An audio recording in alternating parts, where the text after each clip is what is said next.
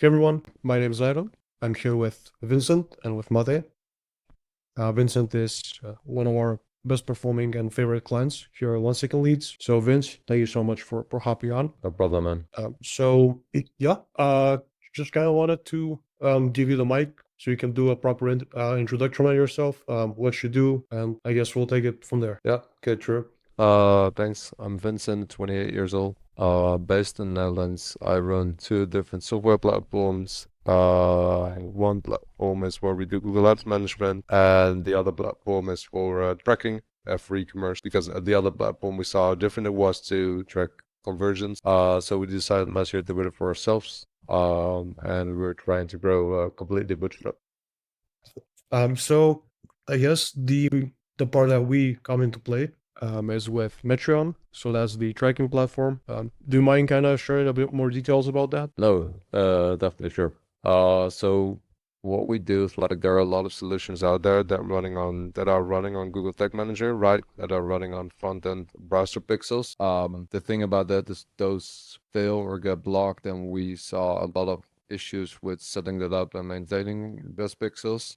So we decided to build a platform where you can already install it out of the box. So we built plugins for the major e-commerce platforms like Magento, Shopify, and WooCommerce, where you can just install our plugin. It will automatically sync with your APIs and your webhooks, and then it will integrate with our platform, and our platform will send that data towards the destinations, as we call it, where you want to go. In the majority of the accounts, it's Google Ads, Meta, TikTok, etc. What kind of companies do you serve? Yeah, so I think the bigger e-commerce companies, so like if you're advertising a few €100 on ad spend, then you're not really our ICP, and the reason for it is that you're not feeling the pain of tracking issues. Like if you're missing 10% of 10 orders, that's kind of a lot.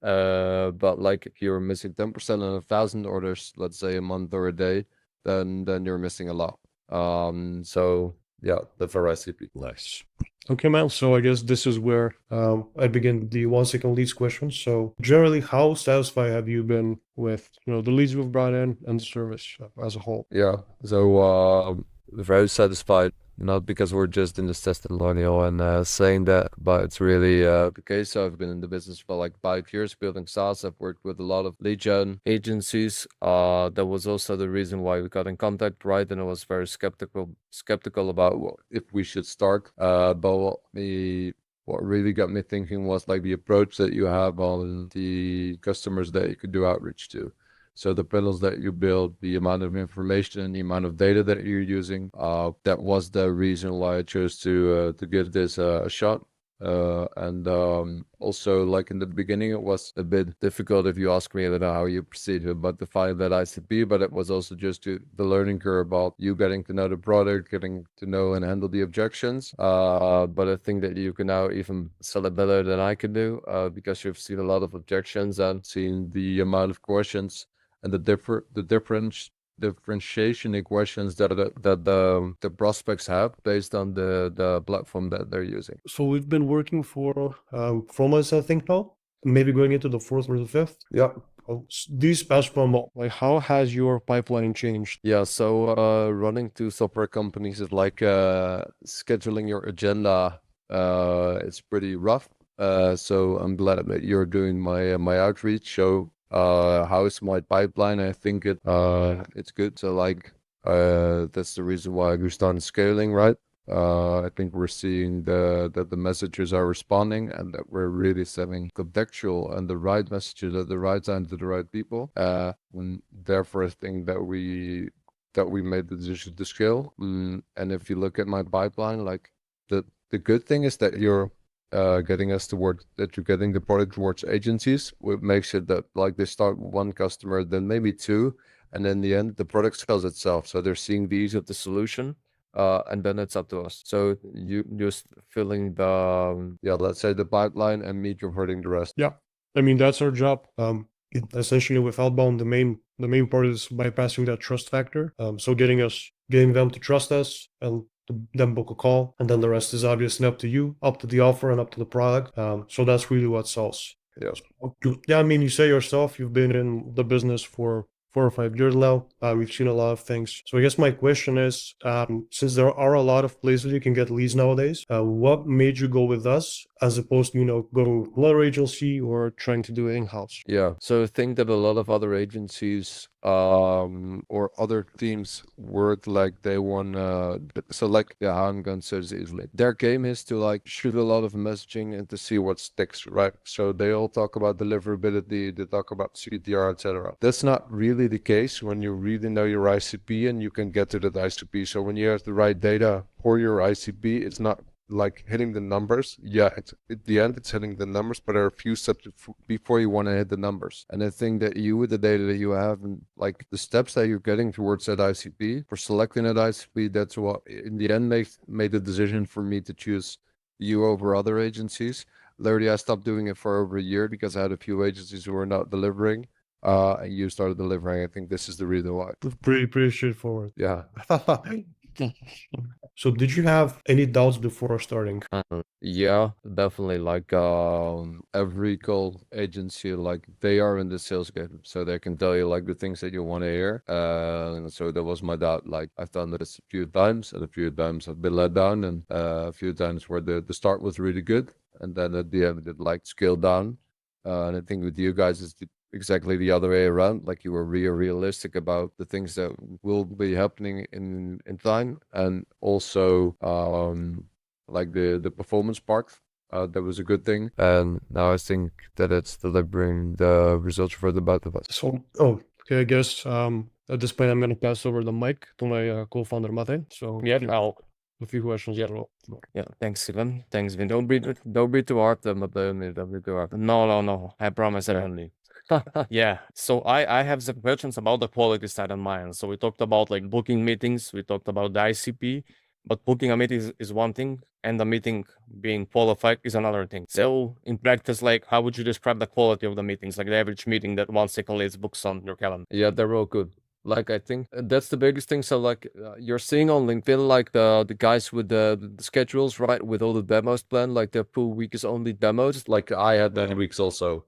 With in the beginning with Optimize, we had the same weeks where 50% of the leads were shitty, and that 40% was maybe within your ICP, and then 10% was good. Now I only have to spend my time like on the leads that are really good. Like all the 90, you can see it like in our CRM, but 90% of all the developers that were booking, they started trial. And yeah, then I'm coming back toward like the data part. You can see that the data you're using to reach the ICP is the right data.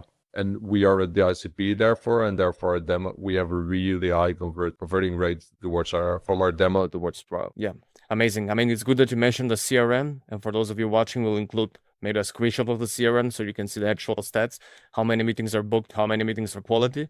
And apart from quality, like many agencies and past agencies I worked with, for example, struggled. Yeah, they made book quality meetings, but a lot of them no-show.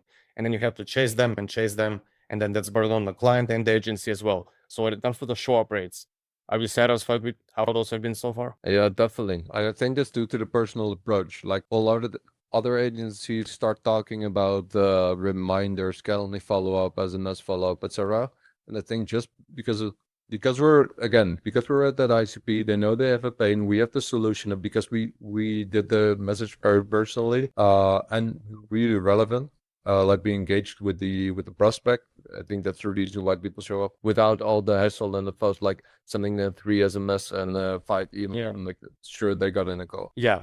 I mean, of course, yeah, we pay extra attention to pre-qualifying the lead before we book it, and hence the lower amount of no-shows. And on the other hand, like, do you find that the leads, I mean, of course, you've closed some leads so far. For the ones that you did close, have you find it's been easy for you, or did you find it hard to actually get some revenue out of those guys? Yeah, for me, it's for this product, it's simple, right? If I look at the other companies, so for me, it's easy talking because the product sells itself, right? The people that you got me in touch with, like those are the people that know that pain and that need a solution towards that pain. Yeah. But that's just for me. I can imagine that for other companies, if you're looking at like performance marketing, if you're looking at, let's say you want to sell a service, that's really different than selling a product. Like Yeah, we're selling something that goes from A to B, where it's all about facts. that's something different than selling a service. So yes, for me it's easy. I don't know if that's applicable for everyone. Yeah, that's a good way to frame it, actually. Okay, so I have a few more questions when it comes to the actual, like hands-on, being hands-on in the campaigns and stuff. So my question to you is, how satisfied are you when it comes to optimization and tweaking that we've been doing with the campaigns?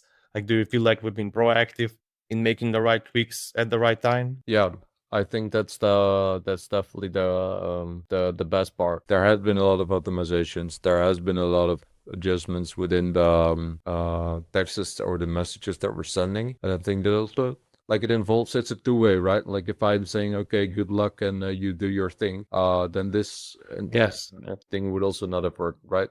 Yeah. Also, I'm sometimes too skeptical and maybe too critical, but I think that's a good thing. Yeah, of course, it's a two-way street. Like, you know the product the best, we know our service the best, so if we both put in effort, of course, it will be the best case scenario. And when it comes to the comms, like, not only the tweaking, the optimizing, but the communication, like, are you satisfied with how we communicating with you, like how transparent we are, and also do you feel in the loop consistently? Yeah, man. Like you texting me on a Friday night when I'm with friends to Very small right now, yeah. Yeah.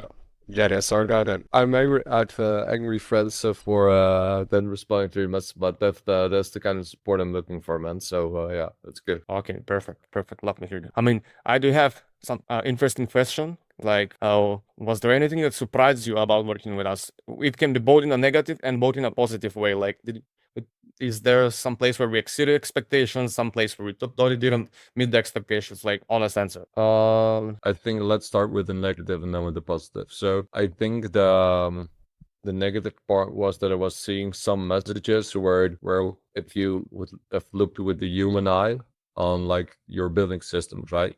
And if you flip some messages with the human eye, then you would say, okay, why are we sending this message? You can see straight away from that did not fit. If you look at, and then we're coming direct to that's also directly the positive part. If you look at like a regular agency, the percentage of messages that you're sending it that is not relevant, like so small that it does not matter even.